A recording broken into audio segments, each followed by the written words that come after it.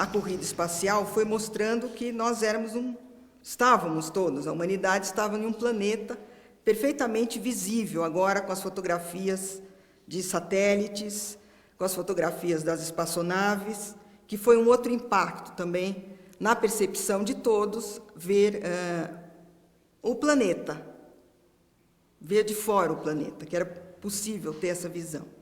Então, essas noções todas foram construindo uma percepção planetária do planeta Terra como uma espaçonave onde todos estariam. Quer dizer, junto com a corrida espacial, a possibilidade da destruição pela energia atômica. A corrida espacial era feita na época da Guerra Fria, onde Estados Unidos e Rússia eram inimigos, eram tidos como inimigos, mas eles tinham um contato, principalmente nas questões referentes ao espaço. Os corpos celestes não seriam de ninguém, de nenhum país. É um dos tratados internacionais do espaço. Um planeta só é o título, uma Terra somente, um planeta só, é o título do primeiro relatório feito para o primeiro encontro de meio ambiente de 1972.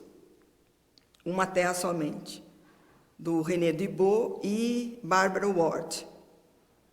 Então, o momento onde o dispositivo meio ambiente é construído e com os efeitos que a gente vê, que vemos até hoje, e sentimos até hoje, foi 1972, com a primeira conferência sobre o ambiente humano, ou o meio ambiente humano, Human Environment. Estocolmo foi quando esse dispositivo começou a ser montado, com todos esses elementos, contestação da sociedade, de jovens, contestações muito radicais em alguns momentos, outras um pouco menos radicais, mas no sentido de se coibir uma poluição, não necessariamente dentro de uma visão de esquerda, de uma transformação muito grande, de movimentos que estavam crescentes contra a energia nuclear, e muitos movimentos também contra o uso do combustível fóssil, que era o grande problema gerador de poluição de do ar e também da água. Ao mesmo tempo que tinha o movimento dos jovens, existia o movimento de alguns empresários, principalmente os empresários italianos, por isso que se chama Clube de Roma, era um grupo de empresários de Milão, que contrataram o MIT para realizar um estudo sobre a capacidade de suporte do planeta em relação à industrialização crescente daquela época do final dos 60 e começo dos 70. E esse estudo mostrava que o planeta não suportaria o crescimento populacional no ritmo que estava e, ao mesmo tempo, o consumo dos recursos, principalmente da energia de fontes fósseis, né, do petróleo. E surgiu um relatório que chama Os Limites do Crescimento, que causou um impacto muito grande, porque a proposta era exatamente que os países que não se desenvolveram industrialmente até aquele momento parassem de se desenvolver e os países industrializados também diminuíssem o ritmo. Esse relatório foi divulgado na época, é um relatório muito importante e foi também um dos motivos pelo qual a Organização das Nações Unidas resolveu realizar um grande encontro sobre a questão ambiental. Pela primeira vez, o meio ambiente, que é a natureza, e mais as sociedades humanas, as cidades, e o meio humano, que o título dessa primeira conferência era Conferência sobre o Meio Ambiente Humano. Era para se discutir exatamente esses limites do crescimento e a questão da poluição que estava sendo demonstrada, inclusive, por estudos da Organização Mundial de Saúde, um estudo muito grande que também causou um impacto na época, na ONU, inclusive, que mostrava os efeitos da poluição nos seres humanos, com doenças diferentes, com impacto em doenças novas, doenças respiratórias, cânceres, etc.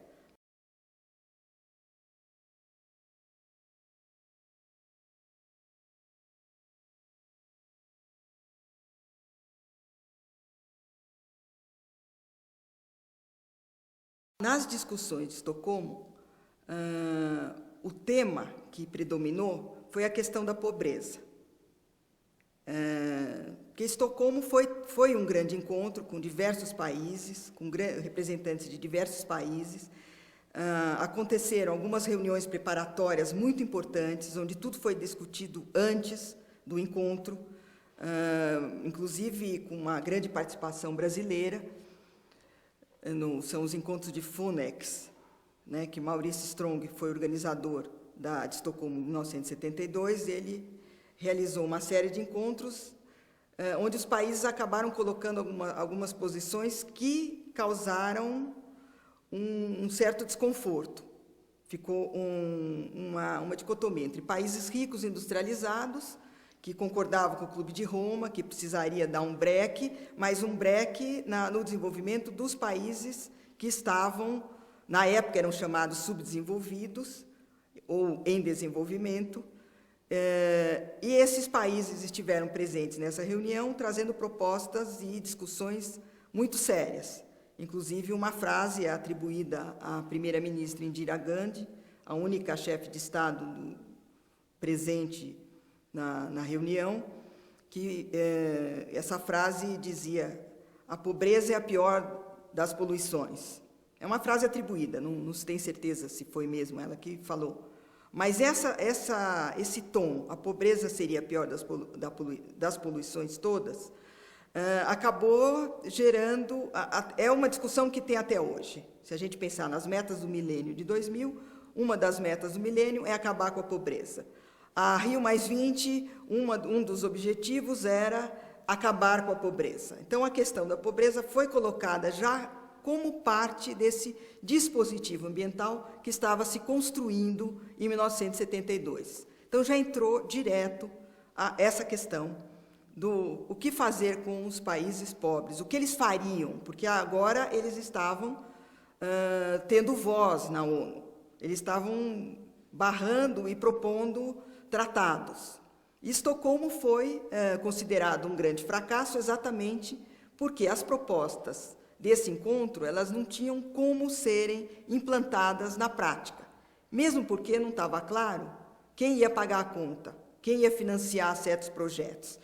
Tanto que um dos resultados de Estocolmo é um plano de ações imenso que, quando a gente lê, a gente percebe que ali tem muitas das propostas da Agenda 21 e das propostas de hoje, mas sem nenhuma amarração com alguma instituição financeira ou alguma proposta mais séria para amarrar isso com uma implantação de políticas. Mas, de qualquer modo, o dispositivo meio ambiente começou a crescer a partir de Estocolmo, em 1972. E a discussão que o Brasil participou ativamente, a discussão de que os países pobres tinham que ter um respaldo dos países ricos para poder proteger o seu ambiente. Essa foi uma das propostas brasileiras, que se diz que foi um grande fracasso também, porque o Brasil falava, não, pode vir indústria poluir que a gente abre. Não foi isso exatamente que aconteceu, porque o Brasil já tinha uma ou outra lei de um certo controle da poluição industrial, que vem desde 1967. O primeiro uso brasileiro do termo meio ambiente numa legislação foi em 1967, num Código de Proteção da Poluição Industrial. Uma pequena lei, mas já tinha uma preocupação.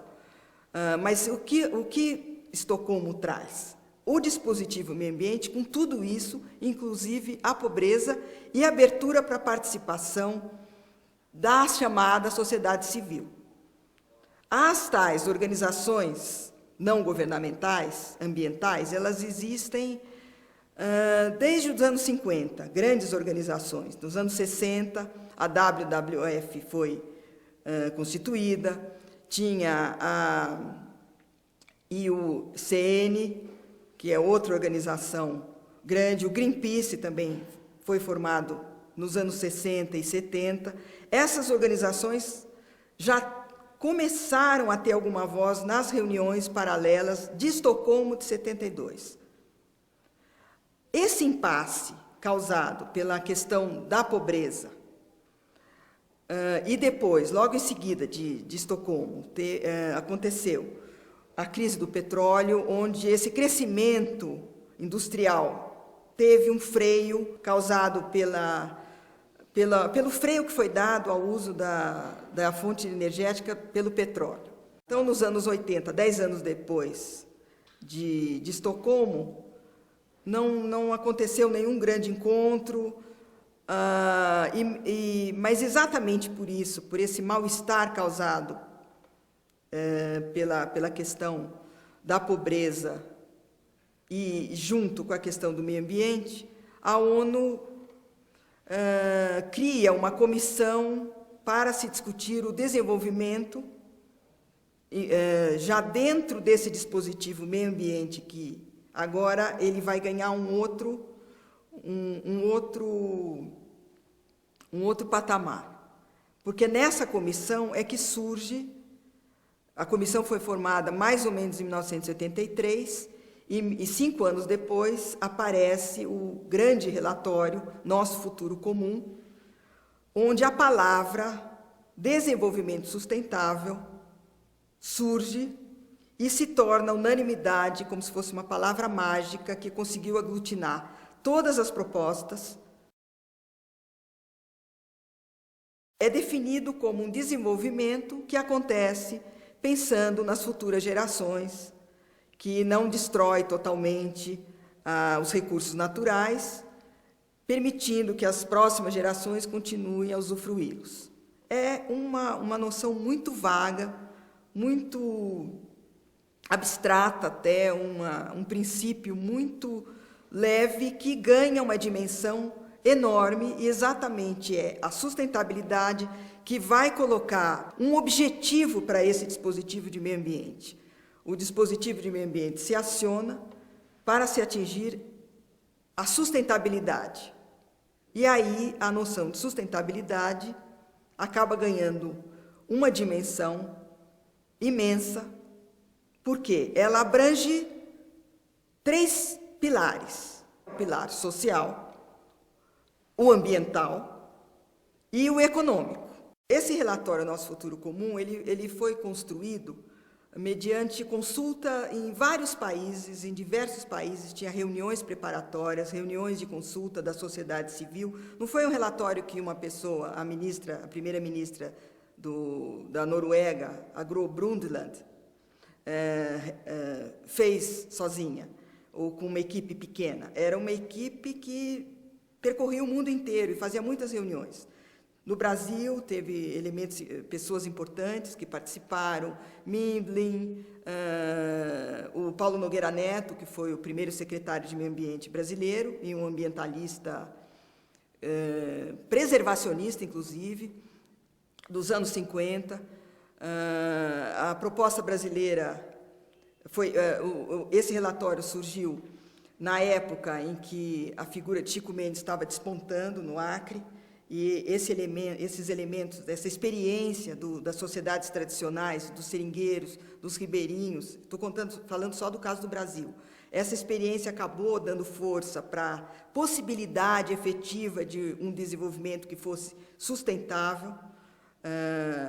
Tudo isso acabou entrando nesse grande relatório Nosso Futuro Comum, que girou em torno do sustentável em um momento exatamente aí sim, de fim do socialismo, da queda do Muro de Berlim no ano seguinte, 1978, 89,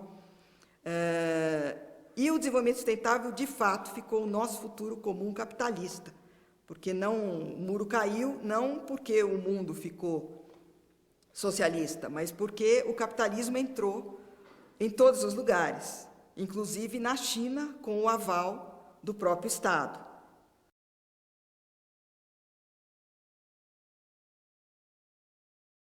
Porque o que é o sustentável para o capitalismo? É quando fecha a conta, é quando uma empresa consegue não falir. Esse é um dos termos, uma das procedências do termo sustentabilidade financeira, a sustentabilidade financeira.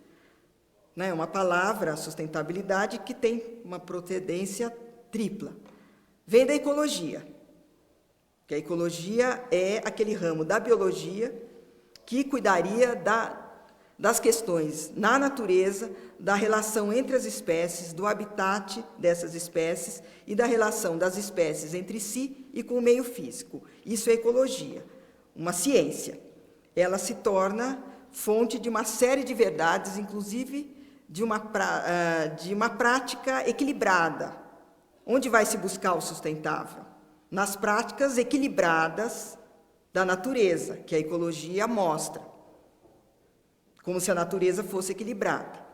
Outra procedência da sustentabilidade, da própria palavra, seria a sustentabilidade financeira, econômica, que eu falei, e a sustentabilidade social, o fim da pobreza, ou pelo menos uma pobreza que fosse administrada, que fosse suportável, que essa proposta percorre até hoje.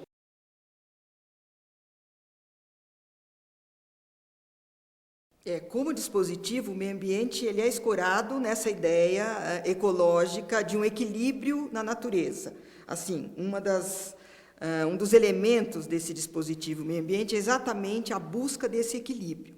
Aí, quando chegou a noção de sustentável como a meta desse dispositivo, aí se deseja essa harmonia. A harmonia é importante, é uma coisa que as pessoas têm que lutar por ela, o estático, tem que ser equilibrado, razoável.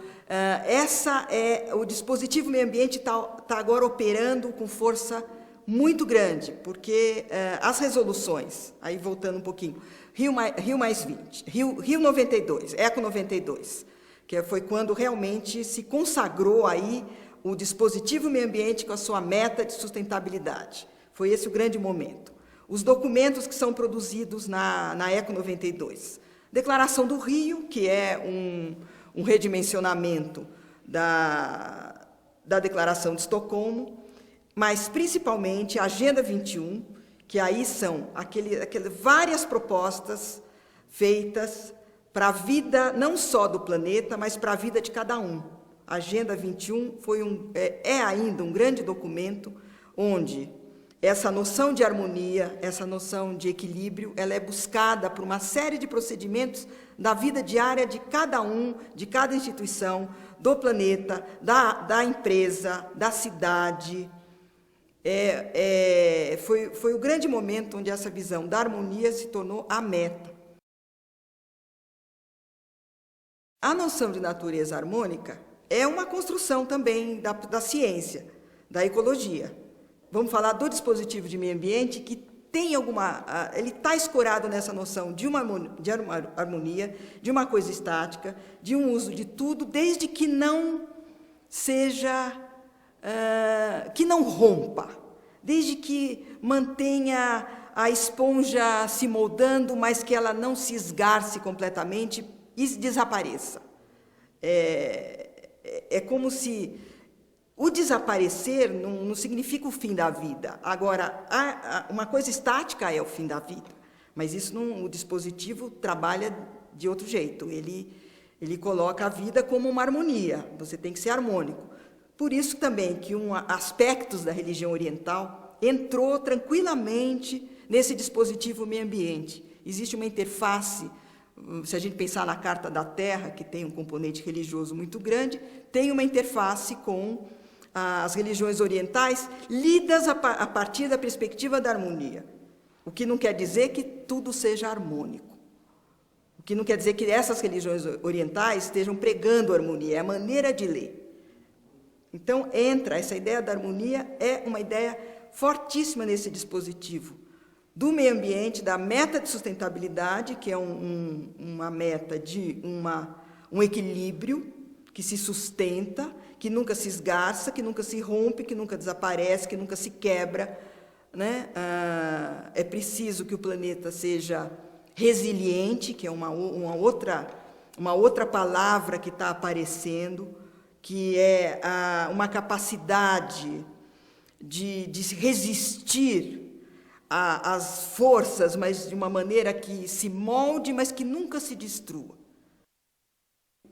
Se a gente pensar no capitalismo inicial, que de alguma maneira fazia uma crítica às sociedades tradicionais, que elas tinham que ser destruídas, que elas tinham que ser incorporadas, existia assim, a quebra da tradição, as rupturas do moderno, a gente vê que a ideia de harmonia ela não era assim tão importante, né, no século XIX, porque se queria mesmo era que se quebrassem aquelas comunidades tradicionais para o capitalismo entrar com tudo. Hoje não, hoje as sociedades tradicionais, elas entram como tradicionais dentro do capitalismo.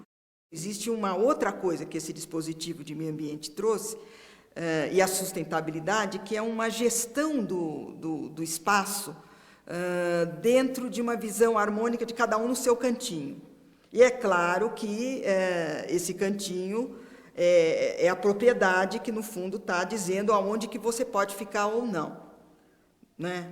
Eu já escutei muito assim, gente que fala, mas o desenvolvimento sustentável é uma crítica à propriedade privada, porque as leis ambientais acabam contrariando o proprietário, e a gente vê as lutas do Código Florestal, um embate entre proprietários rurais e ambientalistas, mas isso é apenas uma circunstância. Pode ter a sua área de preservação permanente, que, inclusive, quando surgiu o Código Florestal, o primeiro Código Florestal brasileiro, que criava áreas protegidas ao longo dos rios, de determinada metragem, etc., etc., não era numa perspectiva ambiental, do dispositivo ambiental, mas era uma estratégia de uma agricultura mais eficiente. Então, esse dispositivo meio ambiente, com a sua meta sustentável, ela redimensionou também outras leis que mexiam com recursos naturais. Agora, quanto às sociedades tradicionais, agora elas podem participar com seus produtos, porque elas já estão com as suas reservas mais ou menos delimitadas, mas sempre com aquele peso. Se alguma empresa de energia elétrica quiser construir uma barragem, pode ter tradicional, pode ter fazendeiro, o que tiver que vai construir ali e não tem conversa. Então, continua o conflito. Só que os conflitos hoje eles não são bem-vindos, eles não são bem vistos e eles não são estimulados. Apenas esses protestos, essas marchas, que são fáceis de serem vistas, controladas, e não causam nada, elas não causam uma ruptura.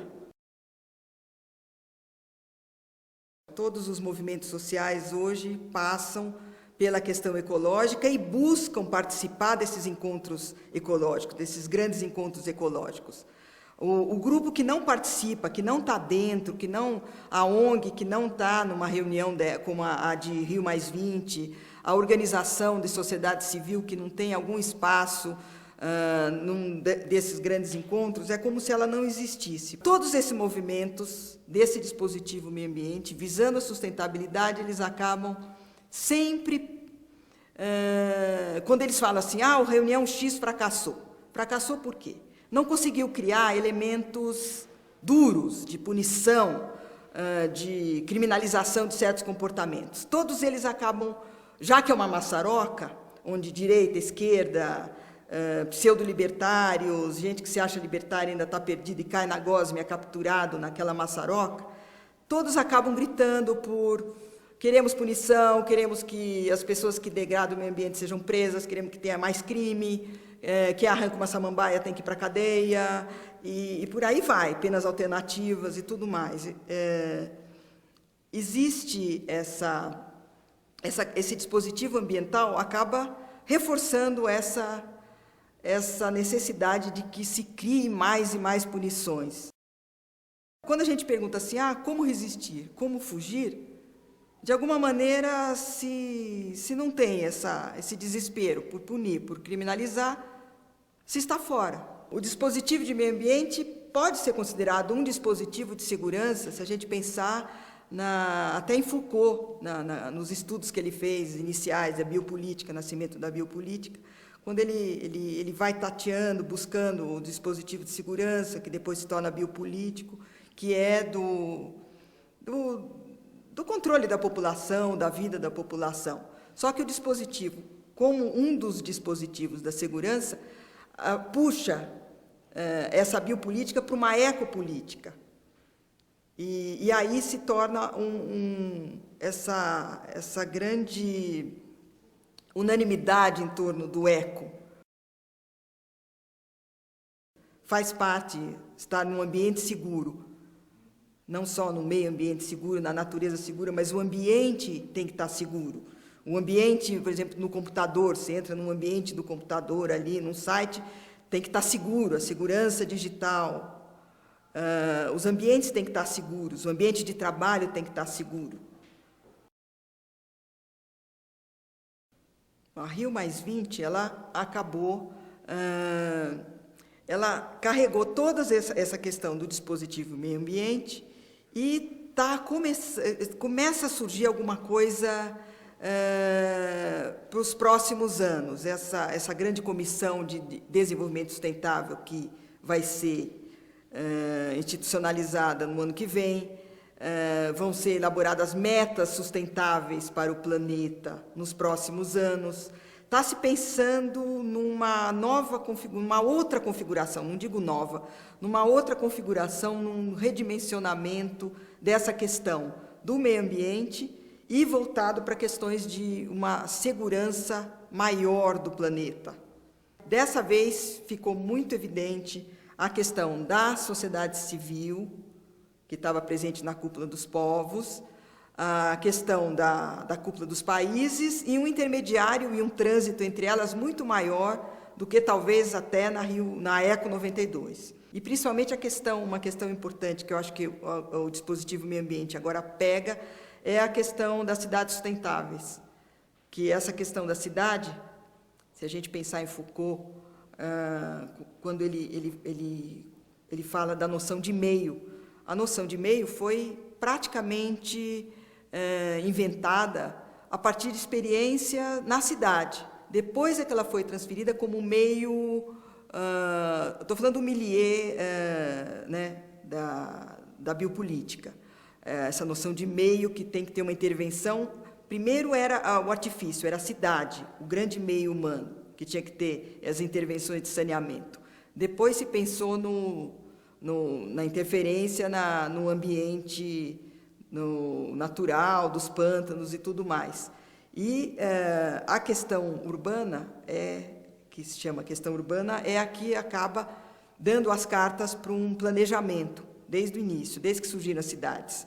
E isso está se estendendo para o que se chama ainda de rural, que a gente já nem pode mais chamar de rural, pode inventar neologismo, como usar o neologismo já inventado, né, no Brasil, de ruro-urbano, não tem mais essa distinção.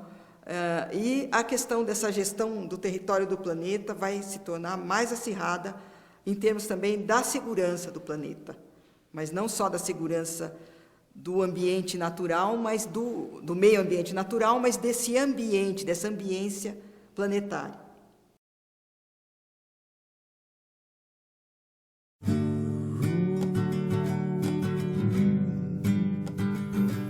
Holly came from Miami, FLA.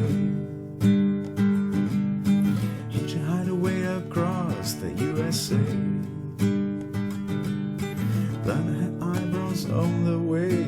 Shake her legs, then weave all the sheet. She says, hey babe, take a walk on the wild side.